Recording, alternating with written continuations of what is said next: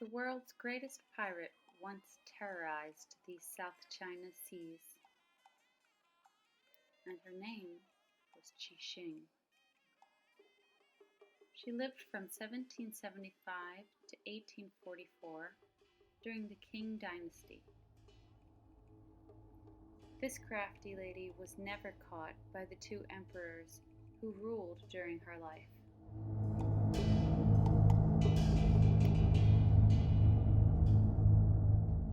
China has some of the world's oldest historical written documents, but the mandate of heaven still predates these.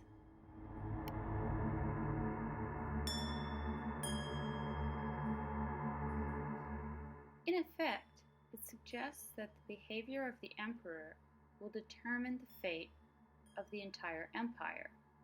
So it becomes very important that the emperor behaves virtuously. This philosophy trickles down into the entire community, and so rigid class systems are set up and rigid expectations are meant to be followed. Men and women lived very separated lives. Women were not allowed to remarry after they were widowed, and they were expected to remain celibate for the rest of their lives. Since before the Han Dynasty, people had been moving south and interbreeding with indigenous people there, which led the emperor to decree that citizens should conform to specific Chinese fashions. For the Westerners watching, the French revolutionaries were about to behead Marie Antoinette, and American revolutionaries were about to dump England and all. Our heroine was born with the name Shi Yang in 1775 in Guangdong province. She was a Cantonese prostitute or madame who worked in a floating brothel in the Pearl River in Guangzhou.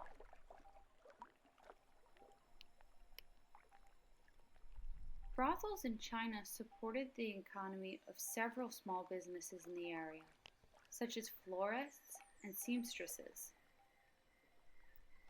When a promising new girl was brought into a brothel, fireworks were set off for luck and in celebration. The outsides of brick-and-mortar brothels were painted red and even advertised names of famous prostitutes who worked inside. To keep cheapskates out of the brothels, very expensive banquets were held. A customer had to buy at least 2 banquets before he was able to become an intimate friend of the courtesan who worked there.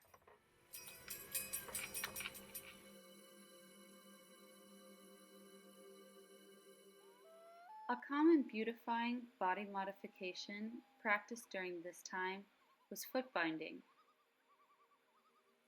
People thought it was really hot,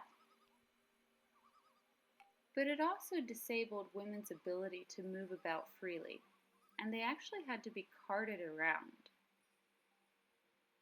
It broke and bent the toes and the foot, and later when it went out of fashion, shoes still replicated the way it made women walk.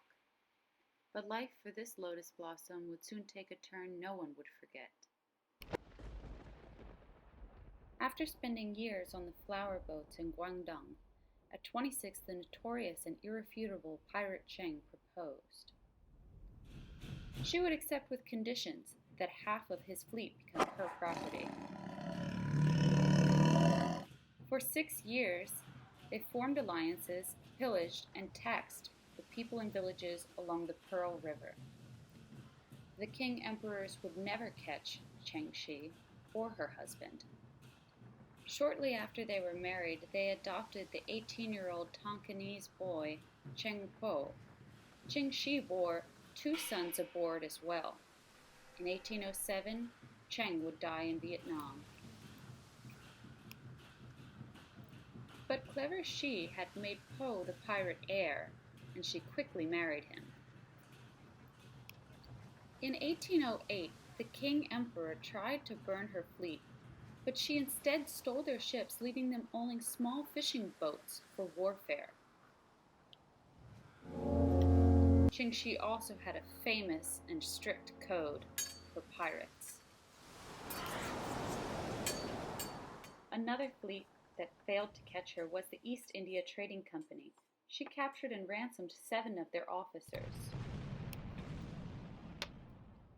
British bounty hunters couldn't catch her, but it would be a series of battles with the Portuguese where the mouth of the Pearl River meets the Chinese South Sea that forced Po to surrender. Ching Shih, in turn, was charged with piracy, and the punishment was execution. But cunning Ching Shih's aptitudes were so charming that all but 377 of her 17,318 pirates aboard were completely pardoned. She had to make a promise that there would be no piracy and she could keep 120 ships for the salt trade.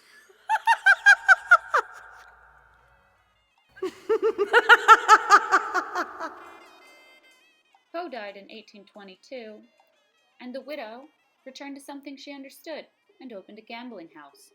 She negotiated at the time of her capture that Po and his sons would be given positions in the Chinese bureaucracy. She also had a daughter whose birth and name were lost in history.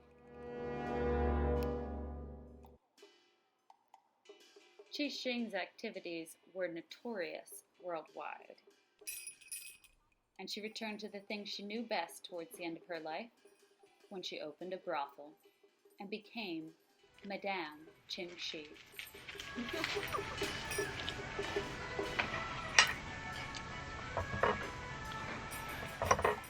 But making money wouldn't be the only thing that Ching Shih did in her later years.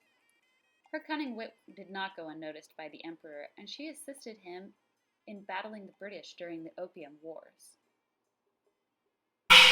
What a life for a lotus! She would die at the old age of 69, surrounded by family.